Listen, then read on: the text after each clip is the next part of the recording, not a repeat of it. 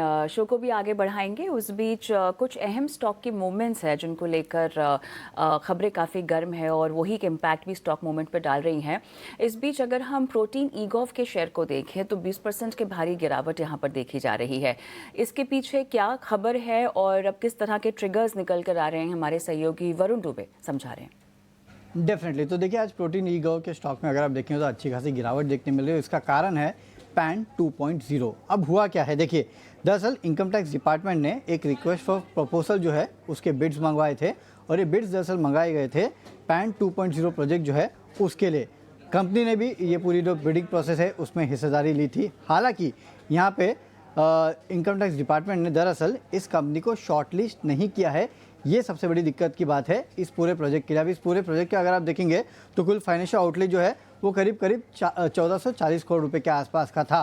और pan services अगर आप देखेंगे तो ये जो प्रोजेक्ट्स है ये दरअसल प्रोटीन ई गव के लिए काफ़ी इंपॉर्टेंट है, क्योंकि फिलहाल भी अगर आप देखें तो टोटल पैन सर्विसेज जो है उससे प्रोटीन ई गव को करीब 50% के आसपास की रेवेन्यू जो है वो आती है। और इस प्रोजेक्ट के लिए शॉर्टलिस्ट नहीं होना ये कहीं ना कहीं कंपनी के लिए एक बहुत बड़ी अनसर्टेनिटी है कि आगे चल के कंपनी का जो ओवरऑल मीडियम टर्म आउटलुक है वो दरअसल इससे ख़राब हो जाता है। काफ़ी सारे एनालिस्ट मान के चल रहे हैं कि FY26 में इसका आपको बड़ा इंपैक्ट देखने मिलेगा। थोड़ा बहुत म्यूटेड देखने मिल सकता है, लेकिन आगे चल के सिग्निफिकेंट इंपैक्ट आपको देखने मिलेगा, खासकर रेवेन्यूज़ में अगले 2 से 3 साल में।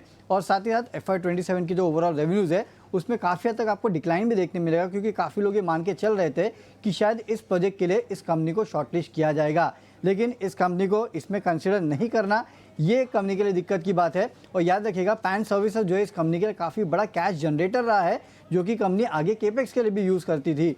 तो ये एक दिक्कत की बात है। इस कंपनी को जो शॉर्टलिस्ट नहीं किया गया है उसके चलते अगर आप देखेंगे तो इस कंपनी के स्टॉक प्राइस में अच्छी खासी गिरावट देखने मिल रही है, क्योंकि इसके वजह से आगे के लिए अनसर्टेनिटी जो है वो बढ़ जाती है।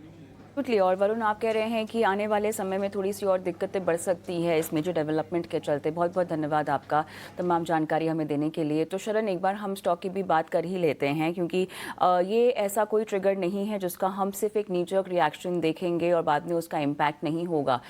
जिस तरह से खबरें भी आ रही है कि ये डेवलपिंग स्टोरी है और ऐसे कंपनी के फाइनेंशियल्स पर भी इम्पैक्ट पड़ता हुआ हम देखेंगे। स्टॉक कितना प्रेशर में रहेगा अब आगे आने वाले समय में भी, फिलहाल तो हम देख ही रहे हैं। तो स्टॉक काफी रिसेंटली लिस्ट हुआ है 6 फेब 2025 को। अपने सारे लो को ब्रेक कर दिया है, सारे मूविंग एवरेजेस के नीचे ट्रेड कर रहा है। तो अभी स्टॉक में निकलना ही बेटर होगा जब तक कोई क्लैरिटी ना आ जाए कंपनी से। करंटली तो डाउन सर्किट में है तो आप निकल भी नहीं पाओगे। अगर आने वाले समय में चांस मिले एग्जिट करने का तो एक बार एग्जिट करिए। क्लैरिटी आने के बाद लॉन्ग टर्म इन्वेस्टर सोच सकते हैं क्या करना है। तो आज या कल में अगर अपॉर्चुनिटी मिले तो क्लियरली एग्जिट का सिग्नल दे दिया स्टॉक। तो ये राय आपको मिलती हुई प्रोटीन ईगॉ पे।